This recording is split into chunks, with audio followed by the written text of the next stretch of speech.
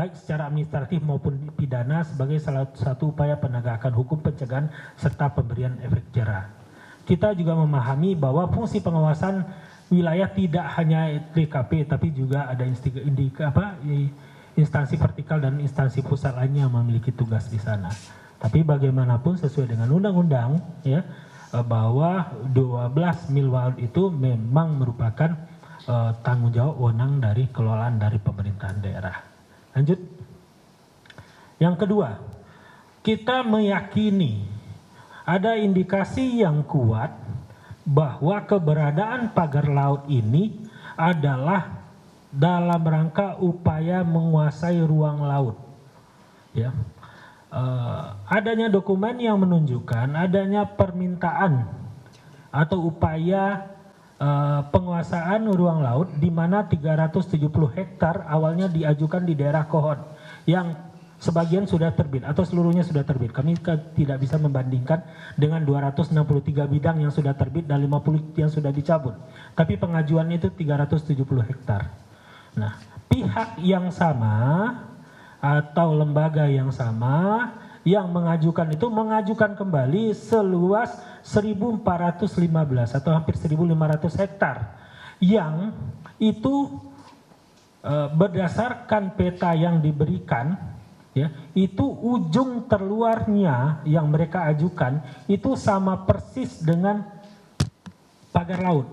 Jadi yang digambar itu yang peta ini dari BIG.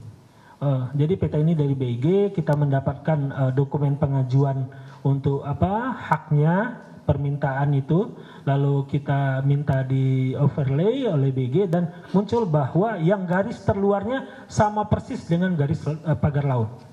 Sehingga kita meyakini bahwa itu adalah munculnya pagar laut ini memiliki korelasi yang sangat kuat dengan pengajuan hak di laut. Ya, yang modusnya adalah bagaimana menaikkan status Girik menjadi tanah, sama seperti yang terjadi di Kohon. Coba Pak Badli dipertegas lagi bahwa pengajuan yang 1.415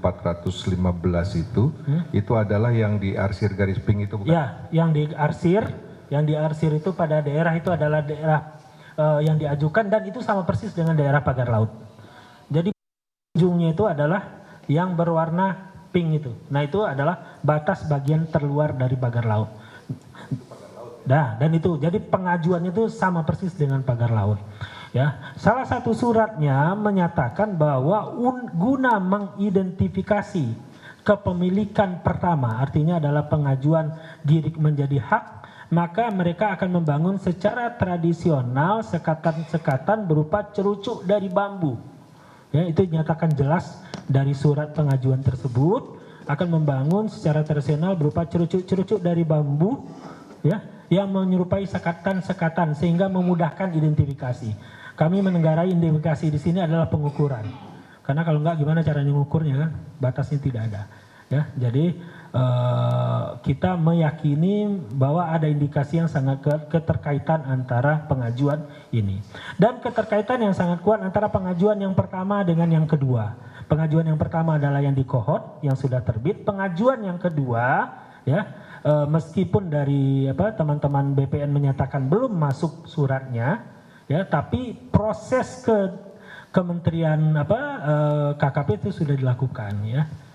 Sudah dilakukan meminta apakah di sana termasuk wilayah laut atau bukan. Nah, itu sudah ditindaklanjuti oleh KKP dengan menyatakan itu bukan. Hal yang sama ternyata terjadi juga yang di Kohot, tapi kan tetap timbul.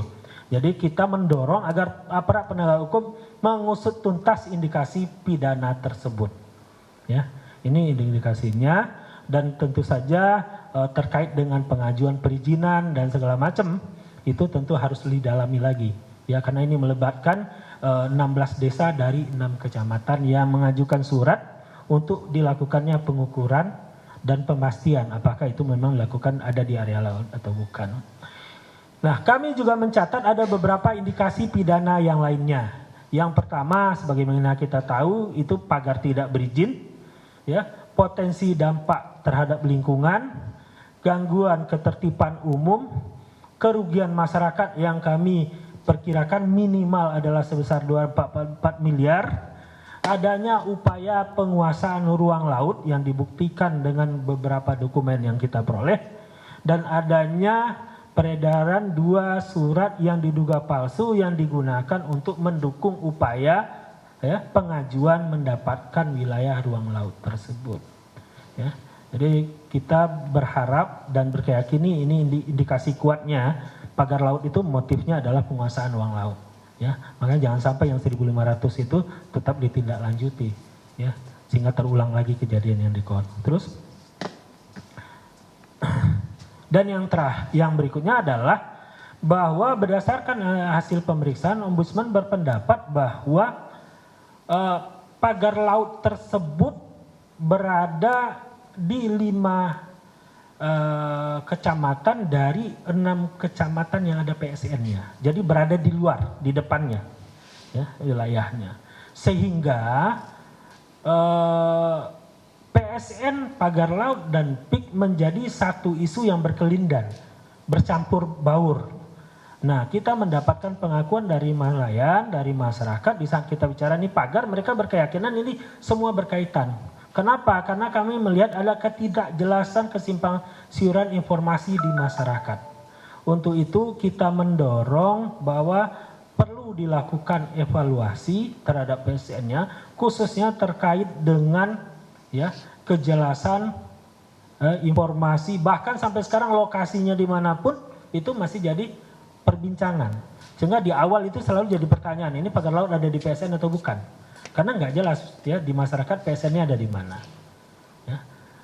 Karena dampak berkelindannya informasi yang tidak jelas, akhirnya dimanfaatkan oleh oknum-oknum yang tidak bertanggung jawab, yang memuluskan ya apapun upaya-upaya yang tidak sesuai dengan semestinya yang berada di sekitar wilayah tersebut. Ya. Sehingga kita mendorong perlunya evaluasi terhadap PSN serta upaya untuk menyampaikan secara jelas kepada publik informasi yang lengkap, ya, sehingga tidak terjadi lagi penyalahgunaan yang akhirnya ya, membuat entitas PSN itu menjadi negatif, ya, kesannya menjadi negatif, tidak sesuai tentu saja semestinya proyek pemerintah sebagian mestinya. Oke. Demikian ada 3 hal utama yang ingin kami sampaikan. Yang pertama adalah tadi bahwa kita memang dugaan maladministrasinya itu ada, tindakan korektif yang kita sampaikan adalah penuntasan pencabutan dan upaya untuk berkoordinasi dengan pihak terkait. Yang kedua adalah terkait dengan pidananya, ya, kita minta para penegak hukum untuk segera mungkin masuk dan membuktikan bahwa ada indikasi pidana, khususnya terkait dengan status tanah, di mana kami meyakini ada keterkaitan yang sangat kuat antara pagar laut dengan upaya penguasaan ruang laut, ya, di mana ada 2 kali upaya. Upaya yang pertama adalah 370 hektar yang berhasil menjadi 263 bidang SHGB yang saat ini 50 sudah dicabut, dan ada upaya 1.400-an, hampir 1.500 hektar lagi pada lokasi yang berhimpitan dengan pagar laut. Dan yang terakhir, kita melihat bahwa di lapangan ini semua sudah berkelindan, ya, bercampur aduk antara PSN, PIK 2 dan pagar laut. Untuk itu kita minta agar itu dievaluasi, memberikan kejelasan kepada masyarakat. Nah, hal-hal ini tentu saja tidak semuanya berada di kewenangan kami. Kami mendorong agar semua pihak yang terkait, termasuk juga aparat penegak hukum, untuk dapat bekerjasama menyelesaikan permasalahan tersebut. Demikian saja. Wabillahi taufiq wal hidayah. Assalamualaikum warahmatullahi wabarakatuh.